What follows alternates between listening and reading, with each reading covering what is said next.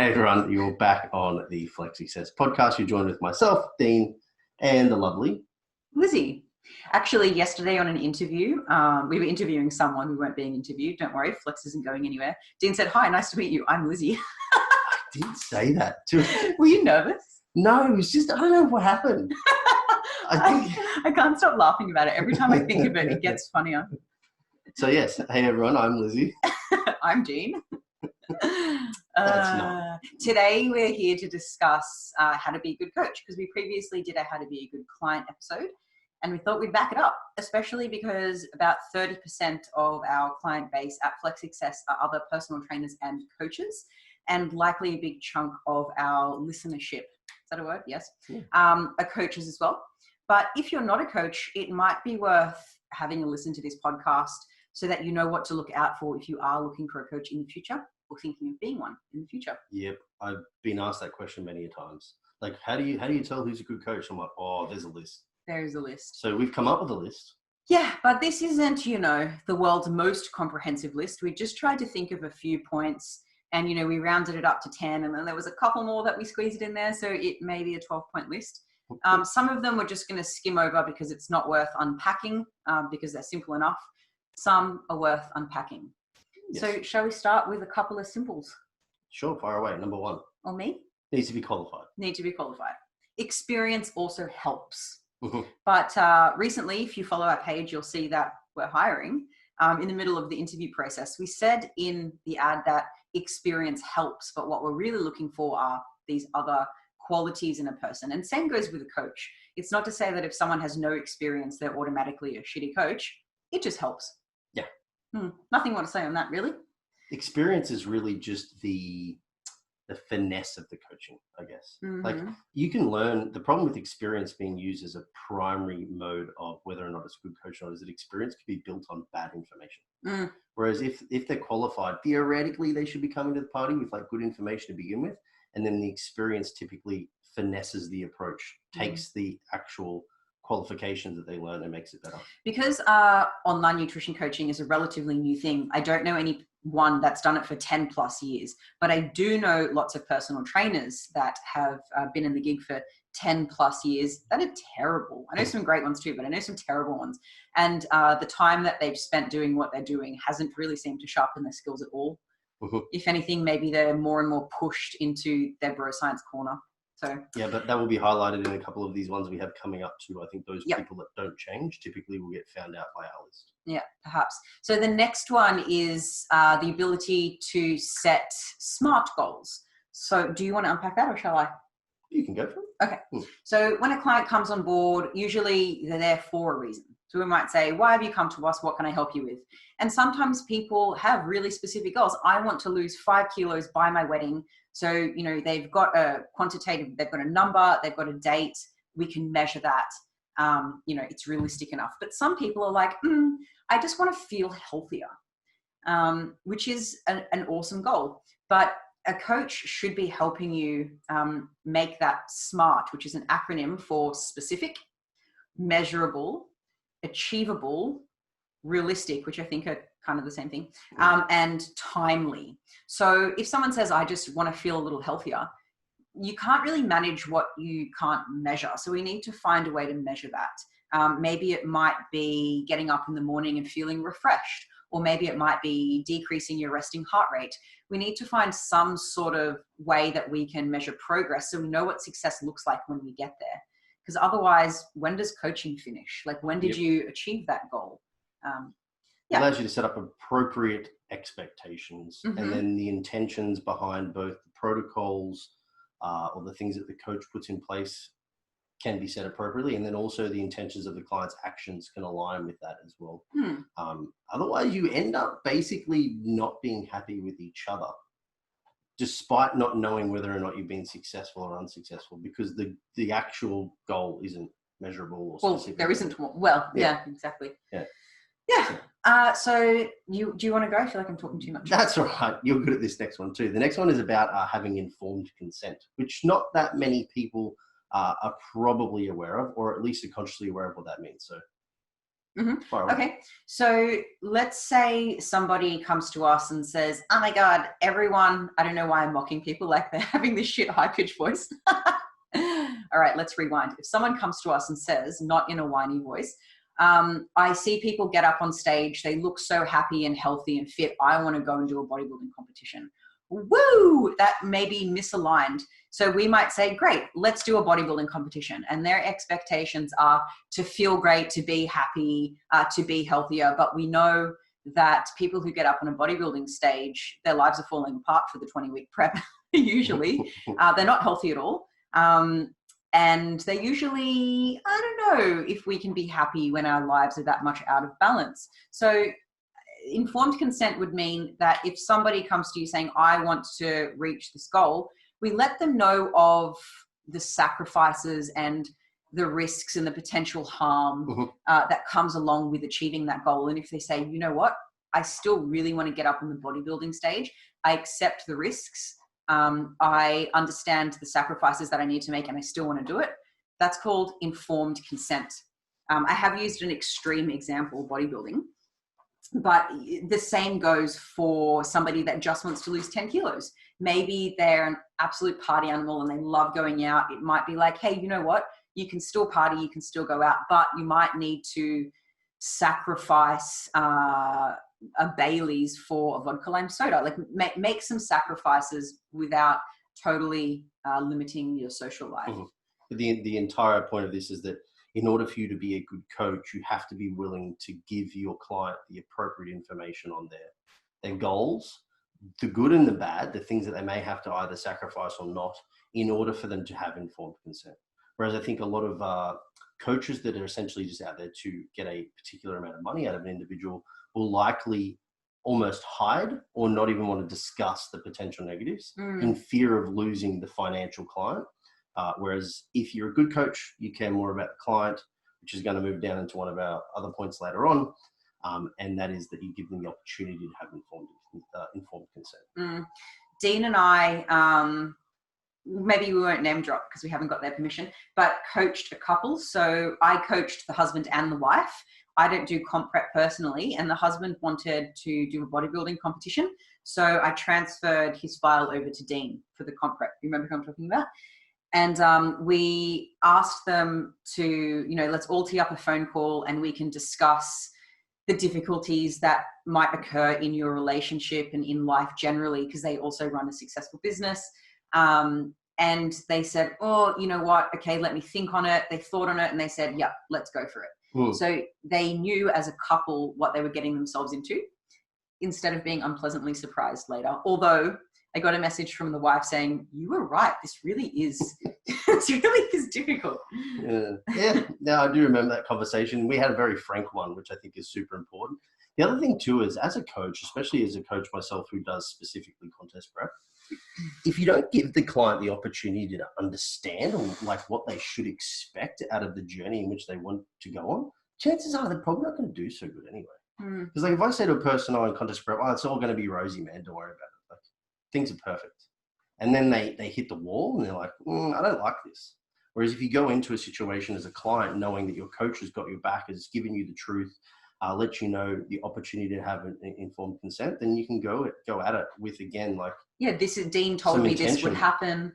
Yeah. The expectations are appropriately set prior to engaging in the act, which is really important. So the next point is having a client-centric focus.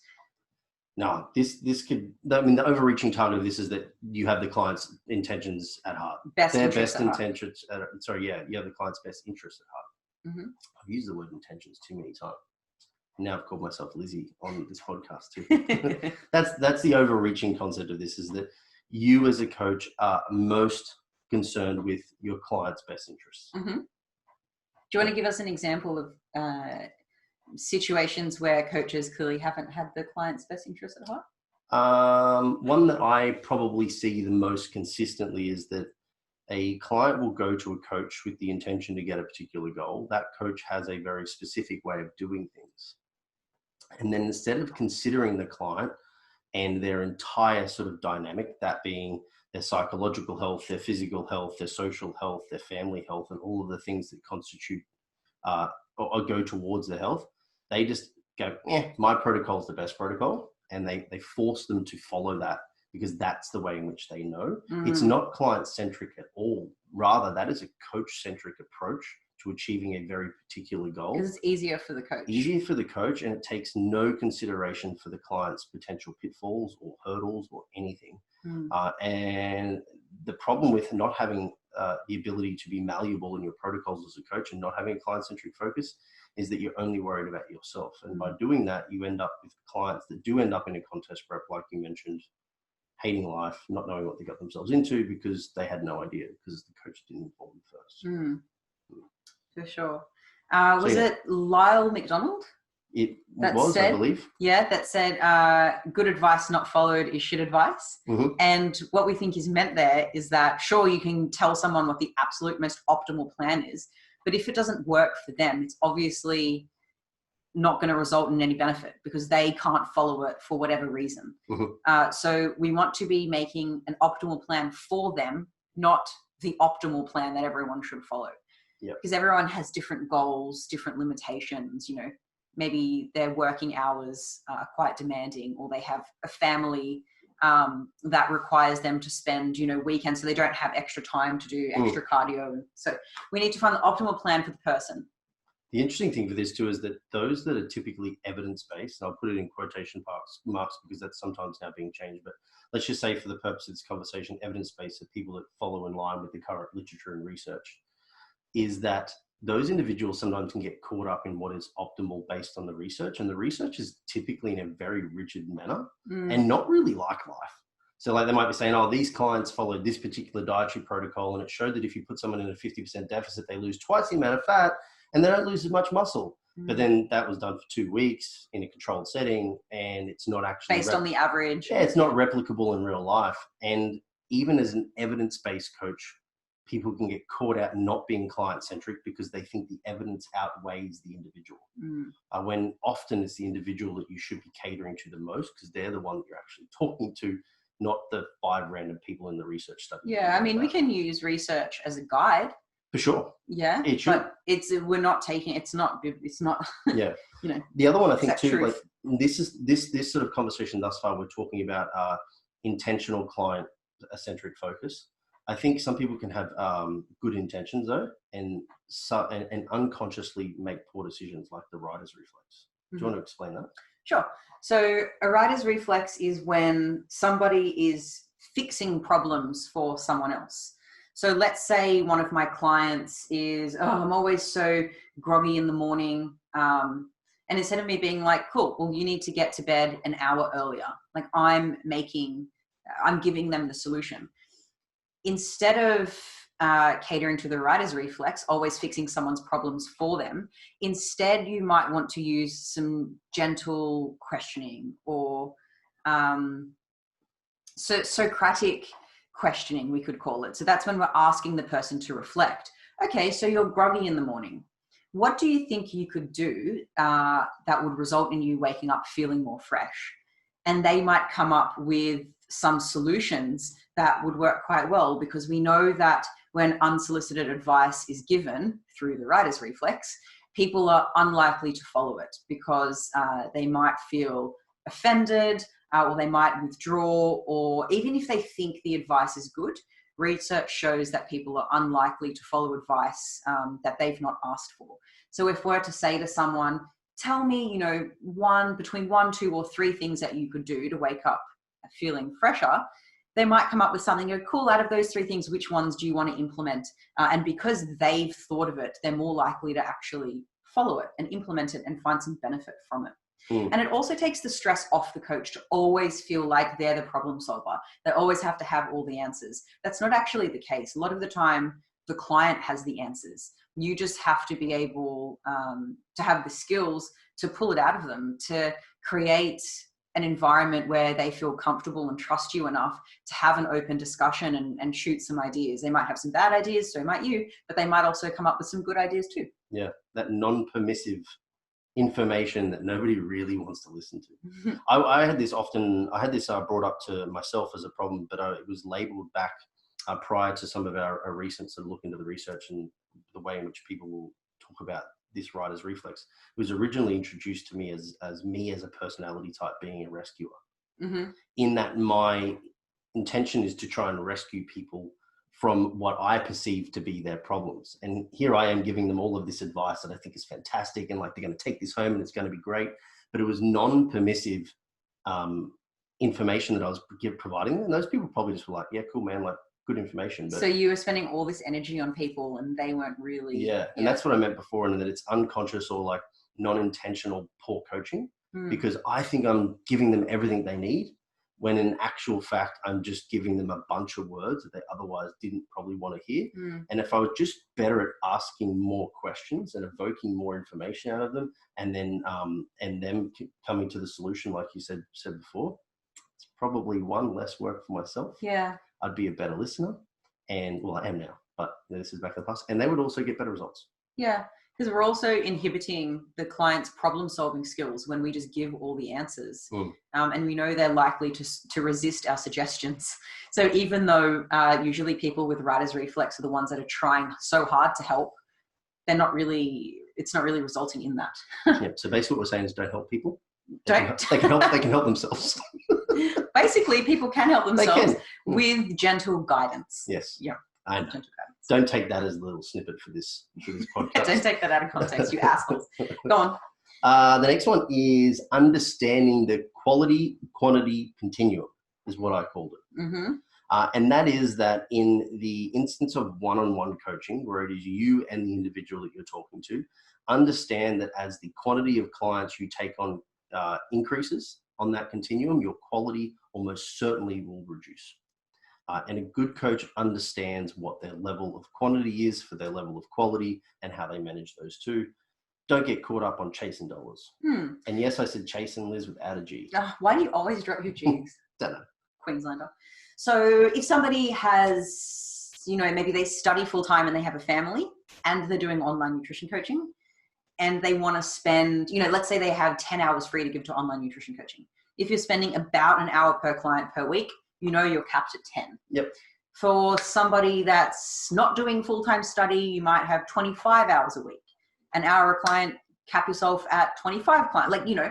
Maybe you want to spend 2 hours on a client, so your cap is different. Half an hour on a client, your cap is different again. So just figure out kind of what service your clients need from you, how long that's going to take you, and figure it out from there. Because we've seen coaches that started off with awesome services, really good quality services, got a little money hungry, started taking people on instead of just creating a waiting list. And their service quality dropped down. If we really think about it, it benefits the coach financially to keep a cap on their clients and not just take everyone on. Because if their quality stays high, the inquiries keep coming in, they might be able to continually increase their prices. If their quality goes down, so does future inquiries, so does their ability to continue increasing their prices. So really everyone wins. Yep. Yeah. Plus you can sleep at night knowing you're a good person. Unless you're a psychopath. This is true. And you don't really care. Of which a psychopath wouldn't do the next one, which is to be more of a facilitator and not a dictator. That is true. I was going to say less of a dictator. In my role as a contest prep coach, there's certainly a little dictatorship, and I understand where it's important for me to sort of dictate what the client needs to do, because our goals are very time specific and they're also very severe. So don't get us wrong in thinking that nobody should ever be able to dictate some rules and expectations. It's not what we're saying, but rather to be more of a facilitator as a coach as a whole. Yeah. I mean, you can be flexible around the things that you dictate. So it might be like, look, you've hit a plateau in your weight loss. Science is dictating, not me, science is dictating that we either need to reduce your caloric intake or increase your expenditure. We can reduce your intake, in these various ways, which ones would work for you? Or if you choose to increase your expenditure, we can do it in these various ways. Which ones do you think would work best for you? So even within that sort of prescriptive approach of X, Y, and Z, there's still ways to be flexible. Oh yeah, for sure. Yeah. And that's really just coming down to having a respectful partnership. Yeah. Between you and the client. Yeah, definitely. Anything else in that one that's important out of the facilitation concept versus dictatorship? Yeah, I mean, for you as a comp prep coach, there definitely would be more things where you're prescribing to your client, you're telling them, this is what we need to do. But with less extreme goals, let's say Karen's trying to lose 5 kilos, there's way more flexibility. There's more ways to skin a cat with Karen. I'm laughing because Karen's my mum's name. But we all know a Karen. But she's such a Karen too, isn't she? She is a Karen. Speak to the supervisor. She doesn't listen to this podcast, so we can knock her out. She's lovely. I call her Marie Barone just to annoy her. That doesn't make her sound lovely at all. People are going to think she's crazy. No, she's great. She's the good crazy. She's a good crazy. Where were we? You were saying how... I think you were going to talk about guiding and not following and so on. Right. Because there's more ways to skin a cat. Yeah. So we can kind of figure out what works best for the client and see what are the things that we can adjust. How we'll have a conversation with the client and figure out what can be done, what works best for them, instead of just saying this. You know. Yeah. I mean, that still applies even in my domain, to be perfectly honest. Like, coaching for the purpose of fat loss really isn't that difficult on paper. Like, engage a relative deficit, support it with a relative output, train hard, full stop, repeat.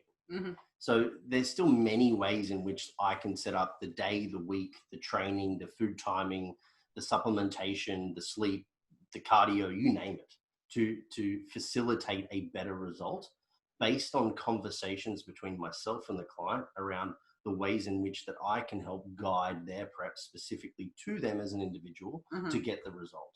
And even though it is an extreme example, it's actually a really good example to use, because the extremity of it kind of highlights the poor management from a coaching point of view as to the success of the client. Because if we look at a bodybuilding stage, there might only be like 10% of people that get on stage in what I would classify as the necessary condition to say that that was a successful prep.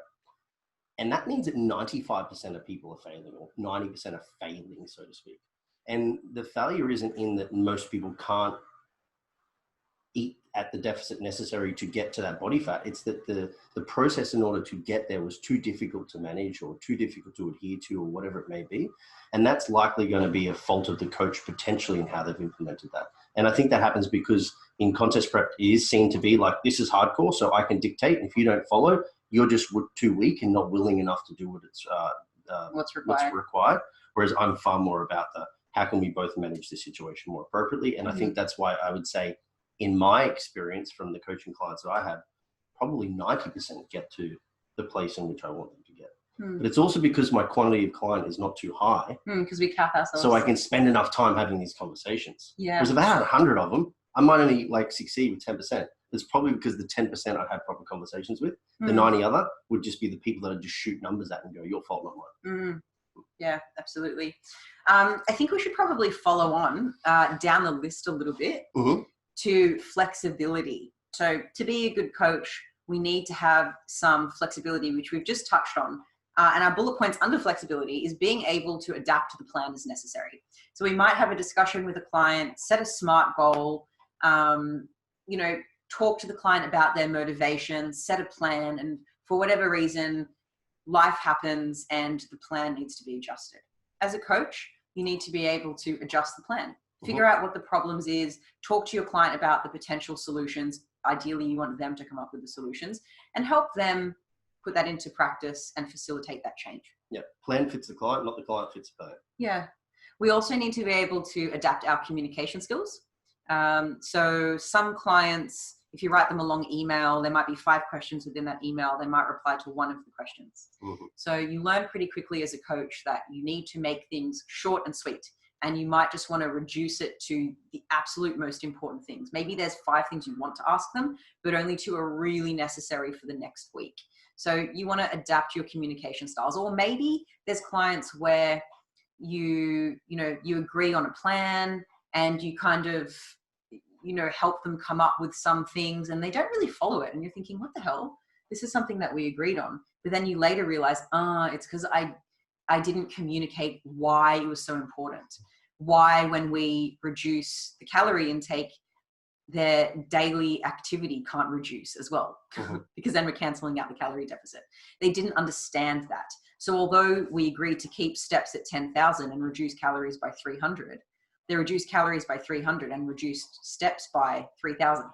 So we're at the same, but once you explain to them why things are important, so whereas some people, they kind of don't respond well to an explanation that's quite in depth because they're too busy to read it.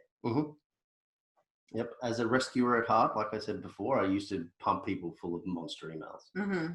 And then I started to ask the important question on the intake consultation video, the catch up that we have with clients face to face via Zoom, of like, how do you best learn? Do you like to read? Do you like to listen? Do you like to watch? And those three questions are typically then what determines how I provide my feedback. And there was an individual who's like, nah, if you give it to me in written format, I have ADHD. I'm going to read the first line, then I'm just going to skip to the end. So that person gets one line answers from me, and then sometimes some video. And vice versa. And that's part of adapting your communication skill and also your coaching style to suit the client. The last point on having good communication skills would also be able to admit when you're wrong or you've made a mistake. Never. Not us, because we expect from our clients to be open and honest with us and admit when they've made mistakes.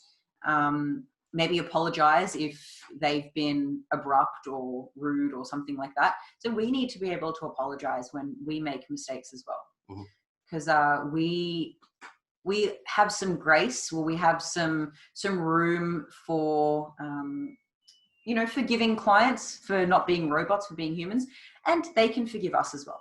I would hope so. Part of trust building, I would imagine. Yes. Now, this all ties back into this whole thing thus far. You need to be a good communicator. You have good communication skills as a coach. Are you introducing the next thing as having Yes, I am. We just spoke about having good communication skills. Did we? No, I missed that. No, I don't think we have. We did facilitator and then we're up to communication. Oh, my bad. We jumped ahead. Right. Sorry, we have a bullet point list here in front of us, and because I jumped ahead, I forgot that I did and I was going down the list. Yes. Alrighty. Press pause.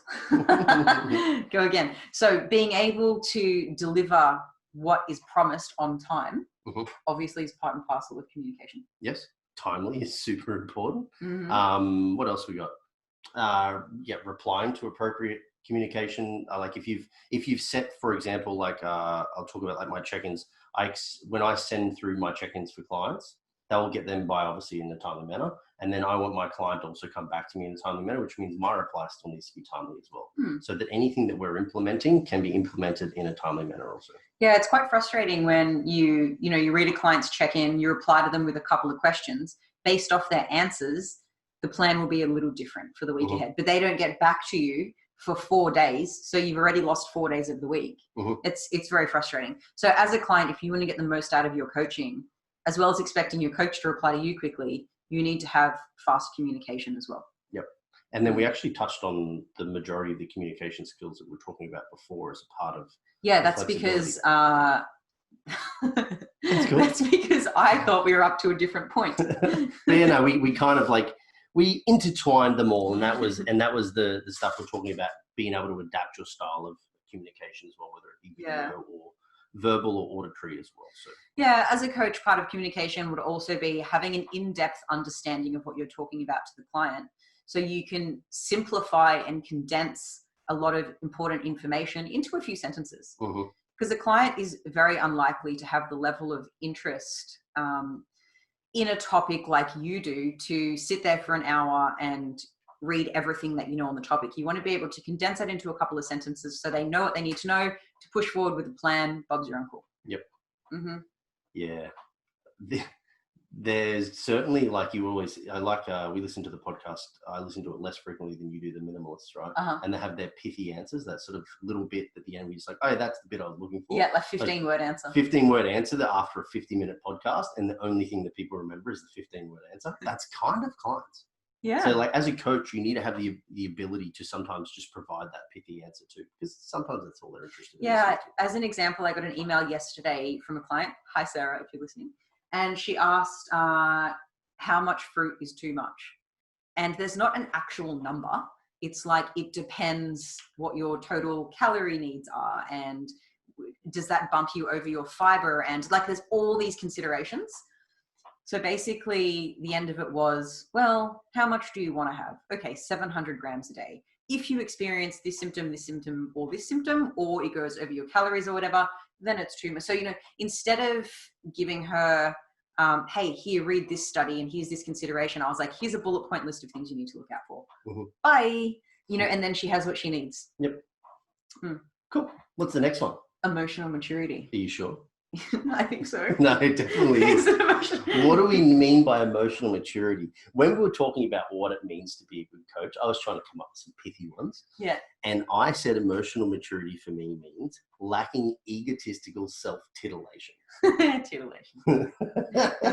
And what I mean by that is that a good coach with good intentions often educates solely for the benefit of those that are listening, not to stroke their own ego to show people what they know and that the person who's listening does not. Right. So that's what I mean by egotistical self-titillation.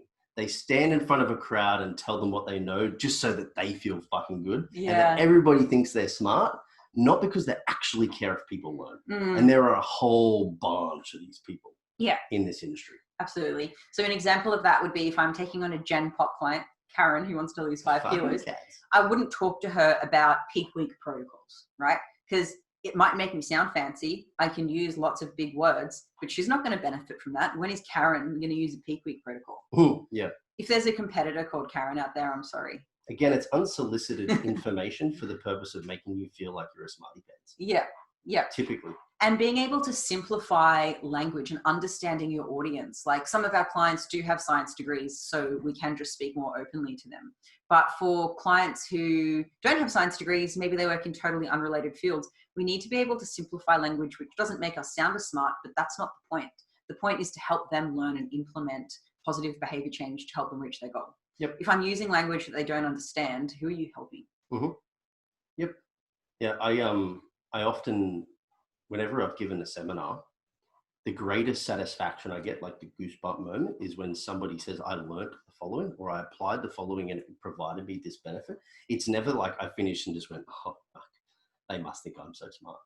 But there is a lot of egotistical stroking there from individuals that sometimes will just do that for the sake of their own benefit, not for others. And I think the way in which people project their information and provide their information to the public is really actually, you can kind of see through it pretty quickly. Some people are very genuine in their in their conversation, and they want people to learn and enjoy. And then there's other people that just like to talk because talking makes themselves feel good. Totally. So the next point would be having the emotional maturity to have confronting conversations with your clients. At Flex Success, we like to call this the come to Jesus talk. If a client, you feel like they might not, God, can't get this sentence out. You feel like the client may not be honest with you. Wow. If we think the client is perhaps not 100% honest. Let's start again and we can just edit this bit. Cool, you can. Okay, cool. So the next point is being able to have the emotional maturity to have confronting or tough conversations with your client, which at Flex Success we like to call the come to Jesus talk. If you feel a client's not being totally honest with you, that might be a come to Jesus moment where you're sitting them down, or they're just not willing to deal with any discomfort in order to reach a goal, but then they're also unhappy that they're not reaching the goal. That might be another reason to have a come to Jesus talk. But, part of being emotionally mature wouldn't be like, hey, Karen, you lazy bitch. It's more like approaching the conversation with compassion and understanding, because that's what clients need from us. And they're not going to change when being shamed into it.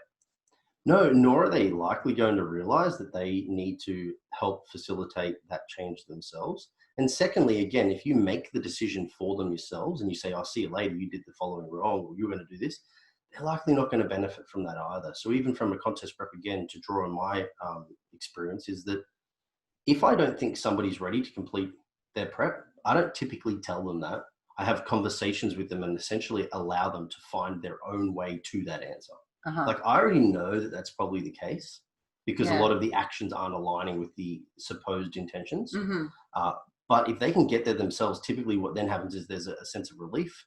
they can relax, they can start to implement strategies more appropriately, and then they move in a forward direction. Whereas if I tell them, all they've done is just now felt like they've failed themselves and also potentially me, which just makes the next process way harder to get them back on board again. So yeah, again, this is the whole thing, this facilitation of the product, guiding the client, that not of the product of the individual, is so important. And this is all about having really good communication skills. Totally. So we're nearly there. I think we're down to the last two. Being committing to the do no harm concept. Now, when clients come to some coaches who aren't very experienced, haven't reflected on what it means to be a good coach yet, they might think that to be a good coach, you need to get results. And that may be part of it. But if you're helping the client lose 10 kilos, which was their goal, but they were so grumpy when they did it because the rules were so strict that it led to the downfall of their relationship, or they were so tired all the time they fell asleep at the wheel and killed someone, or they were so mentally fatigued that they were shit at their job and they got demoted. Like, we don't want to harm people in the process. We need to be committing to the do no harm concept. If the goal is extreme, of course, there might be some harm to somebody's social connection because they can't eat out as often, but we still need to be reducing the harm, obviously followed by informed consent. So they know what they're up for. Yeah, minimize as much harm as possible. Yeah, I mean, fuck, I would hope that this goes without saying, but it doesn't, unfortunately. We do a lot of fix-it jobs at Flex Success where people have come to us like they've been through the wars with other coaches. Like, you wouldn't believe some things other coaches put clients through. Those clients are usually, for me at least, the easiest clients because they've stuck to such extreme plans before that the things we're asking them to do, or the plans we've come up with together, just seems so easy in comparison that they're very compliant. But I think as a coach, if you're a coach who has a client-centric focus, you by default should be committing to the do no harm concept. If you're a coach who has a goal-centric focus, then you are likely not committing to the do no harm. If the goal is just an objective goal, let's say, I'll get to X body weight. Like, ¿por qué no los dos? You can have both. Like, why not get the client to their goal without their life falling apart? It takes more effort from the coach's perspective. It takes more time, it takes more attention, but we really have a huge responsibility as coaches not to fuck people up in the process. And I think we should take that seriously. Yep, for sure. Last one. And the finale. The finale, go on. I was going to say what number it was in Spanish, but I don't know that number. You do? No, I don't. I don't know how to do numbers after 10. Okay, go. I'm not doing this on a podcast because I always mess up number 8, I think, or something like that. But anyway. Yes. That means number 12. Cool. A good coach. I was going to say a good client, but anyway, a good coach builds independence, not dependence. Unpack that. Really? They need that? Nah. The end goal of a coach is never to have a client be reliant on you, but rather they can be self-reliant on their own capabilities to move in a forwards direction. Because you've given them the appropriate education and know-how to manage themselves in the absence of your guiding system, let's call it. So in the process of coaching, it's really important that we understand where the gaps lie. And when the client leaves you, there needs to be an appropriate exit strategy so that you know they're going to either maintain the results that they've achieved when they're with you, or they know how to continue their progress without you if they haven't quite gotten to their goal yet. Someone might have a goal of losing 30 kilos, but they're only able to afford 10 weeks with you. So obviously you can't achieve the whole thing together. And some coaches think it's a good business model not to give away all the secrets so that the clients stick with them forever. There's enough people in the world, mate. We can flip clients that are, what's the word I'm looking for? Unconsciously incompetent. Yes, we can flip incompetent clients into competent clients and take on the next one. Yeah, easy. I always feel like whenever I've finished a prep with an individual and then they move into doing their own stuff, when they come back to me, I think, I don't think you need me anymore. Because then when we have conversations, most of the time they're like, yep, cool, I'm pretty much on board. I know which direction we're going to take. But really then comfort for those individuals is because they're emotionally devoid of their own personality. They need somebody to control that emotional harm with some objective decision making when they subjectively are just in the hole. Right. Yeah. But yeah, like I always sort of get kicks out of knowing that person is left knowing a lot and could manage it should they want to by themselves. Yeah. And so, Alan actually has a bunch of clients this year. I'm talking about Flex Coach Alan, who are he's got a good handful of prep clients that are actually doing their own preps, but essentially just using him on a consultation basis because of what he's taught them in the past, which is just super cool. That is really cool. That's really, really cool. So as a coach, we need to be thinking about what are the gaps in our client so that they can be successful without us. We can build independence in them, not dependence on the coach-client relationship. Usually that starts with filling some knowledge gaps. That's the easy part, I think. The harder part is helping them implement that, having some consistent habits and behaviors that we know are going to help them maintain good health or weight or whatever it is that they need. Yep. That's why we did the Life After Dieting, and maybe we could do a Life After Coaching book. I don't know what that would look like. Me neither. So the Life After Dieting book, guys, head to the website. All right, shall we wrap it up? That's our 12-point list. Yes. Thanks for listening. Feel like I could have done that a bit better instead of getting confused as to which point I was up to. But that's all right. You know, we live and learn. That's part of being a good coach, Liz. You adapted. No, you moved forward. I admitted my mistake and apologized. You did that too. You did it all. Like, we couldn't have planned that any better. Now, typically at the end of our podcast, we have a guest and we ask them for fun stuff. And you're going to play guest today, so I'm going to ask you some questions. Okay. First question is, Liz, something worth sharing for the viewers, the listeners. What do you think they should know about? What's something you've got to share? Well, I think that a big chunk of the listenership is going to be other coaches. So I would like to share a course that me and you are currently in the middle of right now that I think other coaches should go through. And it's motivational interviewing from Psych. It's just a 6-week course. Yep. It's relatively cheap.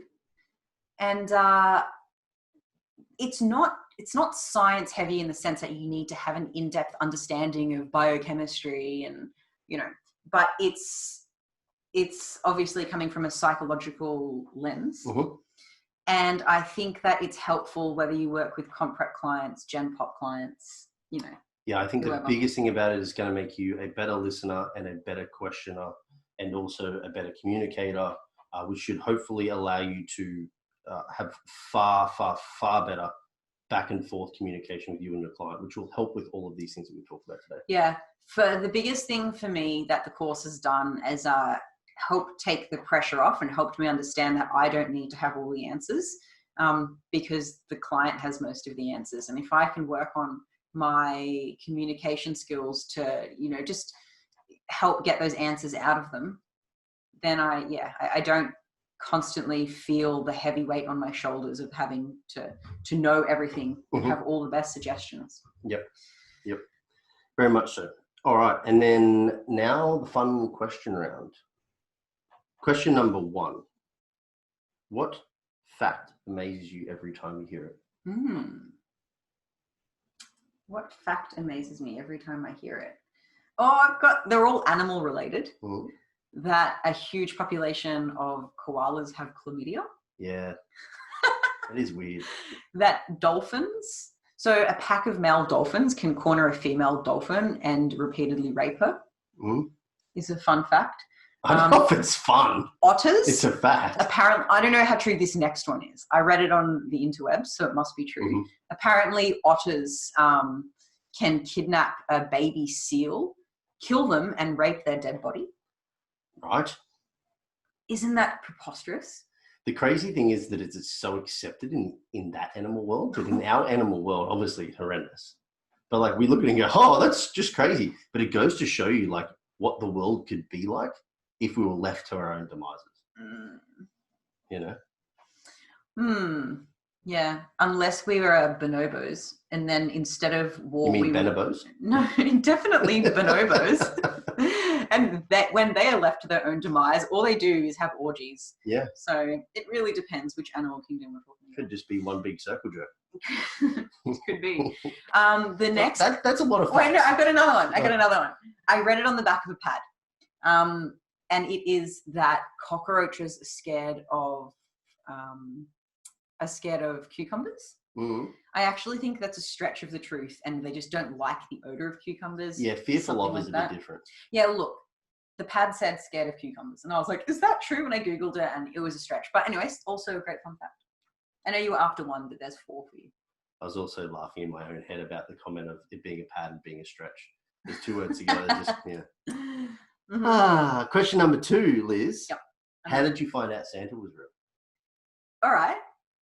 I remember the exact moment. I have no idea of mine. So when I was 7, my dad laughed at me and he's like, "Oh, you still believe that shit?" And he just told me. Oh, fuck. But anyone who knows my dad, which is no one because I haven't spoken to him in years, is that he is just a really abrupt dude.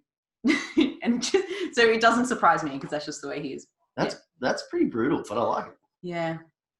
Again, a weird thing that we're okay with lying to children, like repeatedly for our own benefit. But then as soon as you talk to an adult, how dare you lie to me? You know? That's true. That's funny. But you know what? I remember like what room in the house I was in. I remember it was the morning. It was actually like a big moment for me. I was like, really?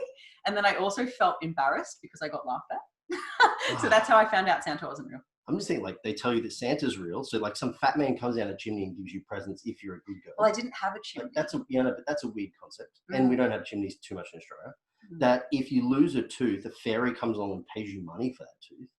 If the Easter comes around, you get chocolate from them. Like, that's a weird one. But do you then think there's like sitting on Santa's lap as a stranger, even though they tell you not to go near strangers. That's true. There's so many weird things we do. If you don't eat the crust on your bread as a boy, you'll get a hairy chest. Well, fuck. What if I wanted one? I didn't know when I was a child, and now you've just ruined my opportunity as a grown man to be masculine. Yeah, who comes up with this shit? Yeah. There's a lot of bad ones. That's weird. Is that all the questions? It is, except for this doozy. We've got a would you rather. Oh, I love would you rathers. I've come up with a random one, and it's a bit mean. Okay. But I'm going to go with it. Ready? I'm ready. Liz, would you rather have no social interaction with humans and be friends with only animals, but they know you eat them, or have no interaction with animals but be vegan? Definitely have no. Oh, I don't think this is a very nice would you rather. I'm proud of my efforts. I came up with this on my own. Just before this podcast, I've come back from the dog shelter, cleaning poo all day and hugging homeless animals. So for those of you that don't know me, I'm a huge animal lover, which is why this is such a hard question for me. This is conflicting. So you have to have zero interaction with animals, but you'll be vegan. So, like, all for the love of the animals. Not a bad one. Or have no social interaction with humans, be friends with only animals, but they know that you eat them. Look, there's bigger consequences to having no social interaction with humans more than my mental health. It would also be like, what would I do for a job? Would I go insane? You'd be a part of the tribe. You'd be part of the bonobos. That could be a good life. You never know. Yeah, I would have to live in the bush by myself or the rainforest or something. Look, I'm gonna let the animals know that I eat them. Okay, so no social interaction with humans. Oh, right. No, and then what was the other one? Be vegan, but you don't get to have any interaction with animals. So you love them, obviously, but you don't ever get to interact with them. Okay. Yeah, I'm going to be a vegan then. Yeah. Yeah. I mean, I would assume that the vegan would choose that one. Yeah. By heart. No, but I mean, because if you're vegan for ethical reasons, then even though you would love to be involved with animals because you love them, you'd rather part of loving them is doing love them and them survive and you not have anything to do with them the other way around. Yeah. Because I have some friends who say that they love dogs, but they do things to actively harm dogs. I don't mean that they like punch their dogs in the face. I just mean like, I moved to an apartment where I can't have a dog, so I'm just going to put my dog down, like shit like that, right? Like you're doing things you say you love animals, but maybe you just love them when they're convenient. So I think part of loving animals is doing things that's uncomfortable or inconvenient for you because it benefits the animal. So there you go. That's why I've chosen that. Yep. Is that the last question? I like it. That's the last question. Can I ask you a would you rather? Sure.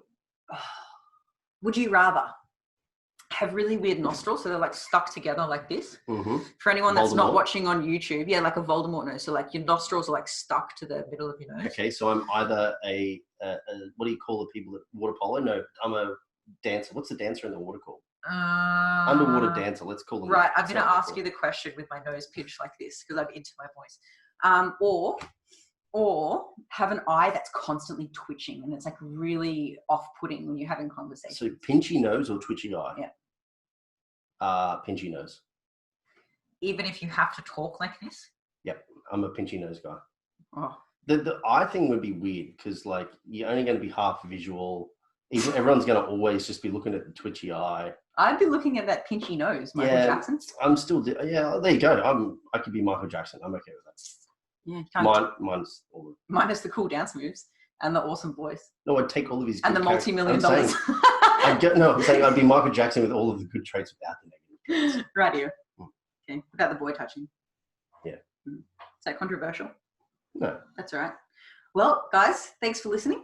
I hope coaches have maybe reflected on a few things that maybe they can do better or confirmed things they're already doing well. Mm-hmm. And people listening that aren't coaches know what to look out for in the future. Yep. Until next time. Much love. Arrivederci. Peace. Bye.